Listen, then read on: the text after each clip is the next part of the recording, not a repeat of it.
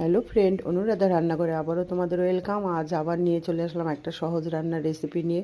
আমি জানি তোমরা সবাই সব পারো, বাট তবুও আমার এটা দেখে কোনো ব্যাচেলর ছেলেদের বা নতুন রাঁধুনির যদিও একটু উপকার হয় এই ভেবে শেয়ার করলাম।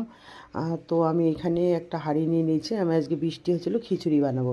সেই হাঁড়িতে যে হাঁড়িটা খিচুড়ি করব সেই হাঁড়িটার মধ্যেই ফোড়নটা দিয়ে দিয়েছি। এখানে একটু সর্ষের তেল দিয়েছি। সর্ষের তেলটা গরম হলে এতে একে একে আমি দিয়েছি পাঁচ ফোড়ন, শুকনো লঙ্কা, তেজপাতা, এটা ফোড়নে দিয়েছিলাম। তারপরে দিয়ে দিয়েছিলাম পেঁয়াজ কুচি, গ্রেট করা আদা, গ্রেট করা রসুন, আর চেরা কাঁচা লঙ্কা, আর একটা ছোটো সাইজের টমেটো কুচি করা।